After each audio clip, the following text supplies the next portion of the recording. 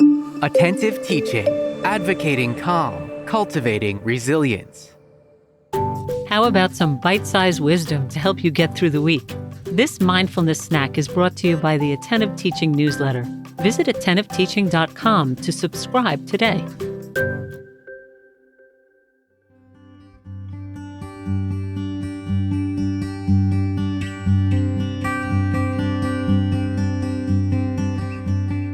I'm going to share something kind of personal with you.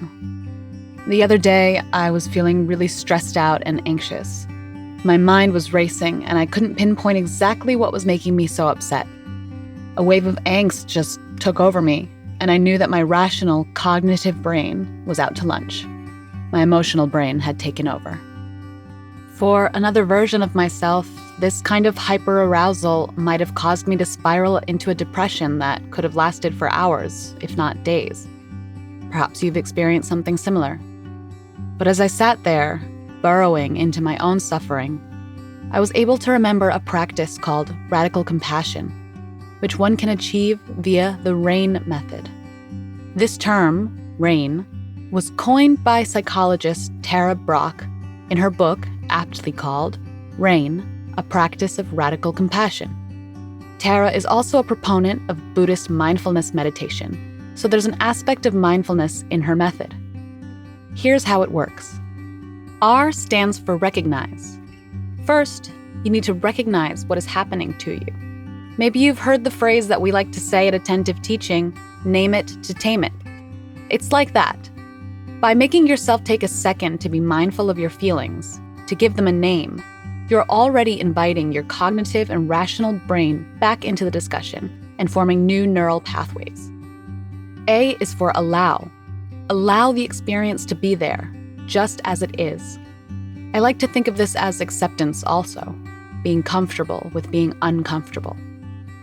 I is for investigate. Explore this feeling that you've just identified with interest and with care. Why might you be feeling this way? What led to this heightened emotional state? N is for nurture, and this is maybe the most important one. Nurture yourself with self-compassion. That might seem hard to do, especially if you're like me and are very hard on yourself. But there's some mental imagery that can help you get there. A good place to start is to talk to yourself like you would a friend, or even better, your own child. If your child failed a test, would you tell her that she was stupid and useless? Of course not. You'd comfort her and tell her she'd do better next time. You'd never talk to her like you talk to yourself. Some people like to use this image and try to nurture their own inner child.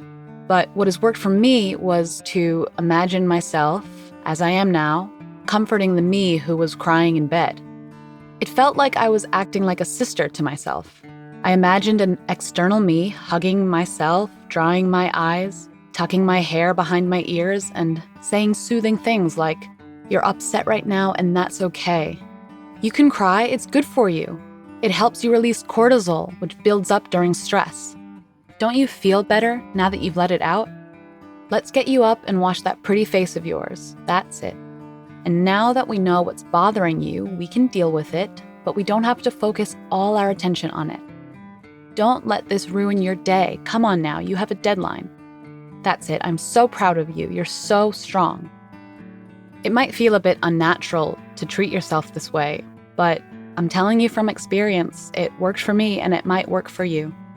Again, the R.A.I.N method is great for people who are a little too hard on themselves, who perhaps feel unworthy. If that sounds like you, remember, you are worthy and you're deserving of your own compassion. If you'd like to learn more about this method, you can read Tara Brach's book. Again, it's called R.A.I.N, A Practice of Radical Compassion. I hope this practice resonated with you, and that you remember it when you're feeling overwhelmed. This is also a good opportunity to bring some SEL into the classroom and be vulnerable with your students. No matter the subject you're teaching, students can benefit from having an extra tool in their toolbox for dealing with all that teenage angst. After all, don't you wish you knew about the R.A.I.N method when you were growing up? I'm Rebecca Bellan. Subscribe for more midweek mindfulness snacks to keep you nourished. And visit attentiveteaching.com for resources to help create a peaceful and safe learning environment for your students and yourself.